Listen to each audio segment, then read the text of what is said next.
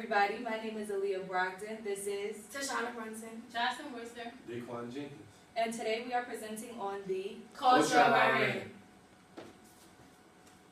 I will be covering the topic overview of the heritage. So Iran is historically known as Persia and is home to one of the world's oldest civilizations with over 78.4 million inhabitants. Iran is the second largest nation in the Middle East and the 18th largest in the world. And Iran became an Islamic republic on April 1st, 1979 after the 1979 revolution. Education in Iran. General education is free and parents are obliged to enroll their 6-year-old children in school. So kids don't start school until 6. It starts in 4 components. They do 5 years of primary school, 3 years of lower secondary, 3 years of upper secondary, 1 year of pre-university. And the language instruction is Farsi. And this first day of school is the same day every year. It's September 22nd and is celebrated annually with great joy. Next, we have politics. Politics in Iran combines elements of parliamentary democracy with theocracy. The government is broken down into the 5 branches: the supreme leader, the executive branch, the legislative branch, the judicial branch, and the assembly of experts. Local councils are elected by public vote to 4-year terms in all cities and villages. Communication. In 1986, about 70% of the population consists of speakers of Indo-Iranian languages. Iran has a variety of the population speaking Indo-Iranian, Turkic, and Semitic. Approximately 28% of the population speaks various dialects of Turkish. Official language of the country is Persian. Various dialects consist of speakers of Kermanji, speakers of Lori, and Baluchi.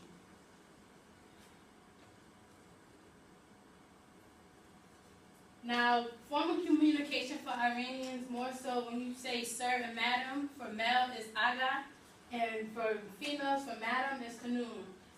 Also, when you're speaking to someone with a title, you say their title first, and it will be agaye before surnames. For example, my name, it will be Dr. Kanume Jocelyn Royster.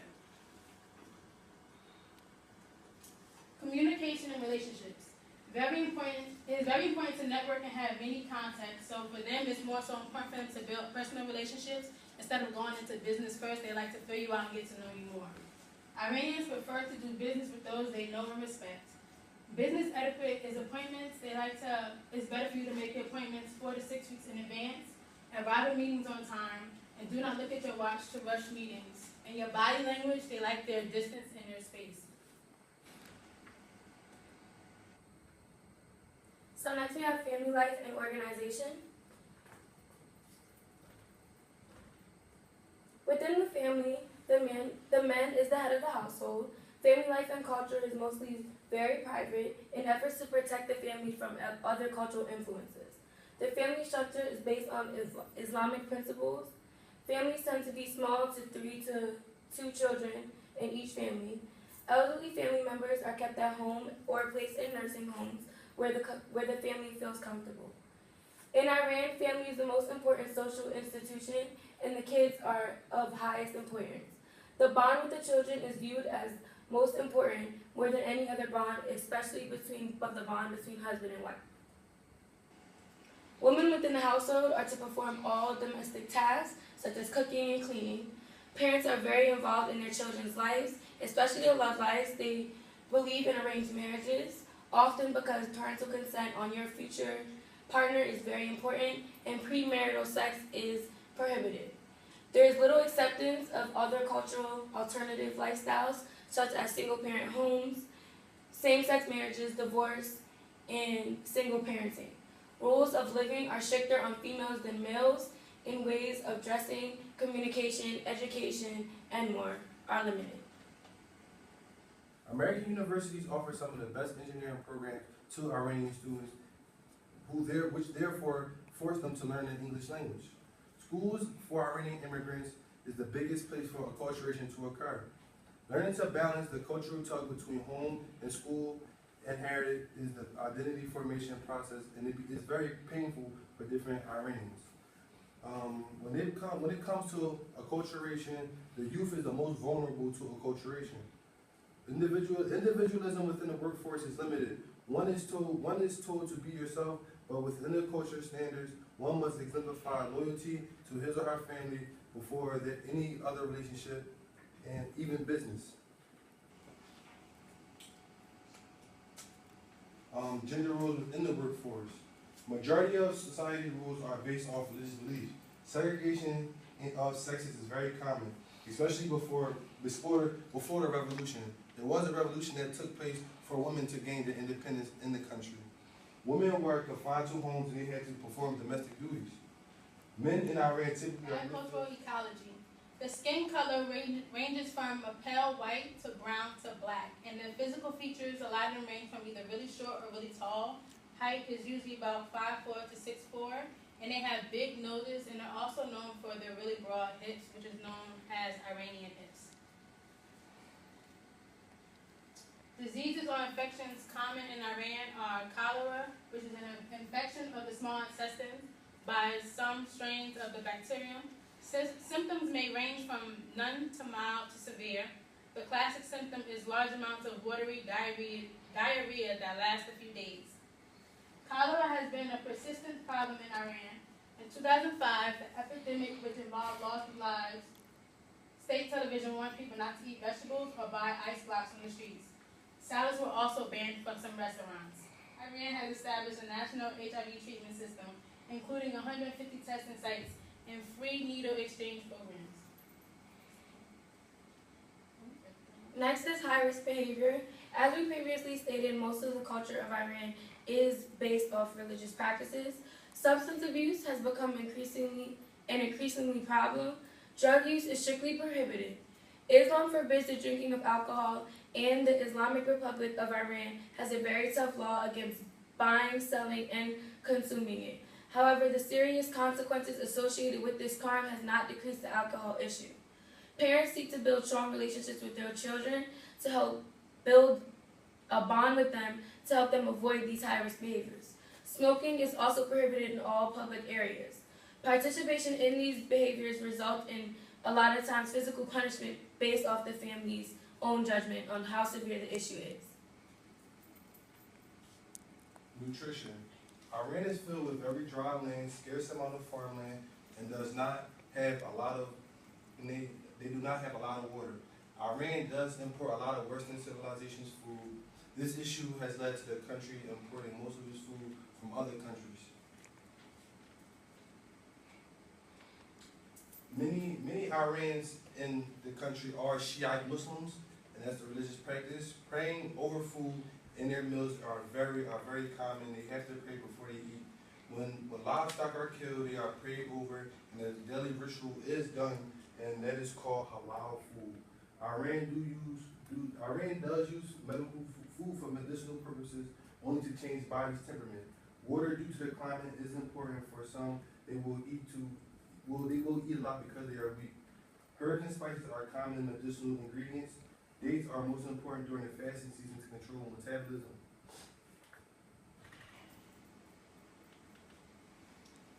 Pregnancy and childbearing practices in Iran. Birth rituals traditionally involve efforts to make sure the baby is a male. Traditionally, boys are preferred over girls. Mothers who produce boys are given twice more the ration, so when a baby is born, families are given rations for them, and midwives and physicians are paid twice more for delivering baby boys over baby girls.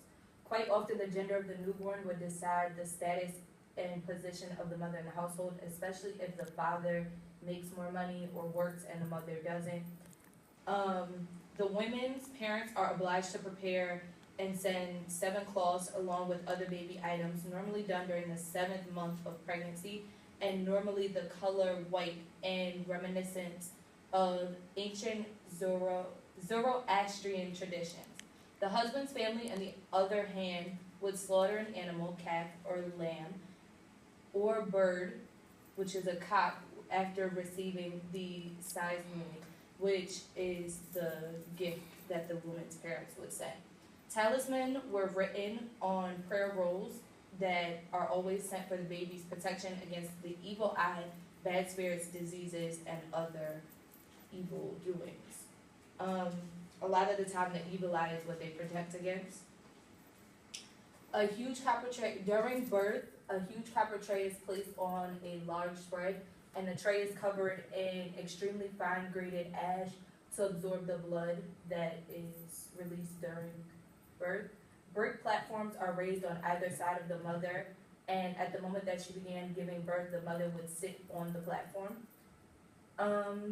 And she's helped doing this by the midwife and the physician. And most midwives are of Muslim tradition, but they can also be Jewish. Once the baby is born, the mother and the baby are cleaned, and the mother is placed back in her bed and fed a local sherbet and a local hot food called kashi. The placenta is immediately cut and poked with a pin or needle to frighten bad spirits such as Al, which is believed to kill the mother. The baby gets dressed in a long white cotton material called a Pirahan-e-Gaimat, and it is called the dress, in English it's the dress of resurrection, and the head is covered with a small hat or scarf for girls, and a specially blessed safety pin with prayers is attached to frighten bad spirits for 40 days.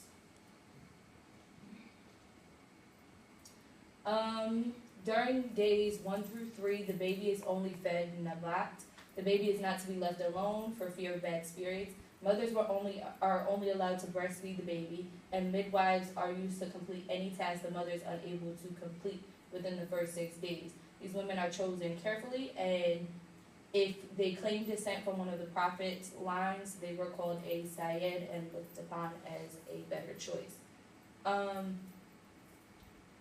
Death rituals in Iran, the views on death changed over time as we had different phases of religion. The first is the pre-Zoroastrian phase, the second is the Zoroastrian period, and third is the Islamic period. During the pre-Zoroastrian phase, it was believed that there was no end or the world of humans. When the person died, their Urvan stayed on the earth for 3 days until it went to the subterranean kingdom of the dead. In this kingdom, the Urvan depended on the people on earth for survival. To help the Urvan, the family prayed, fasted, and made blood sacrifices within the first 3 days. Food offerings continued for the first 30 days and every 30th day of the month the entire first year. During the first year, there would be a total of 3 blood sacrifices. After the first year, it was believed that the Urvan fully adjusted to the underworld. During burial rituals, prominent family members buried the deep shafts and covered with earth barrows. Ordinary people were just laid in graves. During the Zoroastrian period, teachings increased, therefore individuals began believing in heaven and hell. The departed soul was judged on the goodness at the Shivat bridge, and it was deemed worthy and was placed in heaven. If not, it would be sent to hell. Burial practices stayed the same as the pre-Zoroastrian phase, because it was still believed that the soul lingered on earth the first 3 days. However, since the soul had a face judgment day, rituals performed by the family were reduced over time. During the Islamic period, those of the Islamic faith worship Allah. A Muslim's first duty is to submit towards Allah's will, follow the rules, codes of conduct, and perform pre-described rituals. For this reason, ceremonies, inscriptions, such as ablutions before prayer are put on exactly the same level as commandments of the elevated moral values, such as honesty. Missing prayers such as namaz, avoiding fasting, or drinking wine are regarded as sinful. Not obeying Allah's commands itself are also regarded as an act of sin. Death rituals are based on Islamic beliefs, and friends and family gather around in prayer and tears. If it is obvious that the individual was dying, they would place them on a comfortable position, cover their hands and feet with henna, and place them drops of spiritual blessed water is placed in their mouth.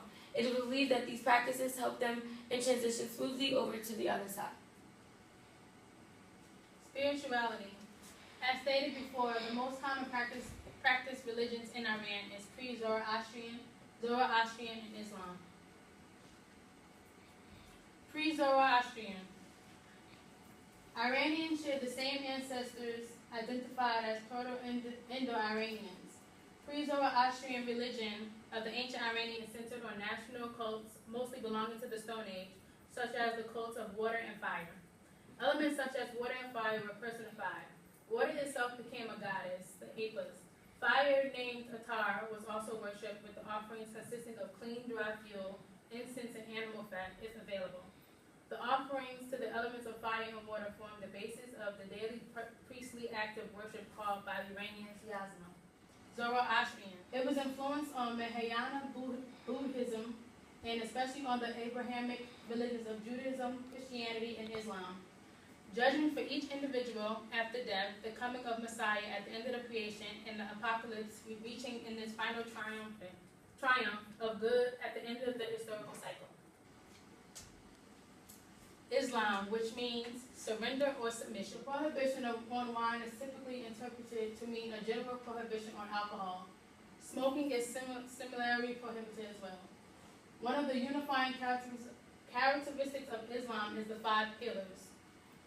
One being ritual profession of faith, ritual prayer, charity, fasting, and pilgrimage to Mecca. Healthcare practices. Healthcare practices in ancient times, medical practices in medicine derived from Greeks and were documented to trace of medical diagnosis and prognosis, as well as the law code of Hammurabi. Health and illness were associated with one's relationship with God and other spirits. Specific spirits were believed to cause specific diseases. However, various organs could also cause malfunctions and illness. Their culture believed in acute treatment methods, which is fast and rapid onset. Home remedies were made from different natural resources and were used to cure diseases. Over time, healthcare systems of Iran has evolved tremendously, with more individuals seeking career within the healthcare field and new innovations and medical discoveries coming to light. Iran has a life expectancy of 73 years old, which is pretty old for their society.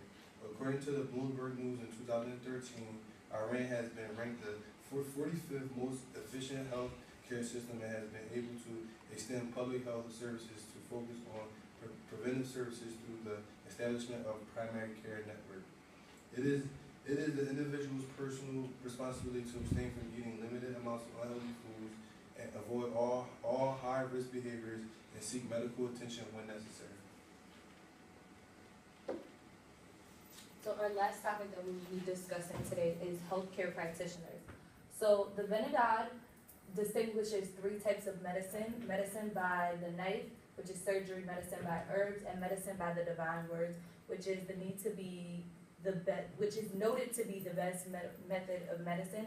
The medical disciplines are divided into 5 branches: the Ashu Pazeshk, which is the health sciences; the Dad Pazeshk, which is medical examination; the Kard Pazeshk, which is surgery; the Gaya Pazeshk, which is herbal medicine; and the Mantra Pazeshk, which is psychiatric cure by prayers and divine words. Healthcare practitioners are known as the Ashu Pazeshk, which is the health physician, and this person must have a healthy body and soul to be able to cure others, and he is responsible for putting in quarantine those with dangerous diseases, keeping the 4 divine elements of earth, wind, fire, and water free from pollution. The Dad Pazeshk is the medical examiner, and similar to a pathologist in the Western world, these physicians are more involved with the science of medicine. Their duties include performing autopsies and finding the root of diseases and finding a cure for the future, as well as mummification. The Kard Pazeshk, which is a surgeon. Iranian surgeons have to take a test in order to actively practice surgery. The test consists of operating on 3 different Devat Paras, which is considered a devil worshiper. And if each patient were cured, the doctor passed the test.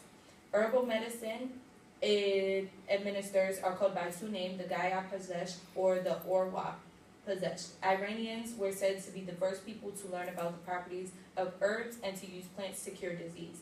And lastly, the Mantra Pazeshk, which is a psychiatrist. Mantra meaning inducer of behavior, is responsible for patients suffering from uncommon difficulties which were treated by indoctrination and verbal communication. Mantra also includes prayers that were recited to console the patient. Thank you. That is the end of our presentation. My name again is Jocelyn Royster. Daquan Jenkins. Tashana Brunson. And Aaliyah Brogdon. Any questions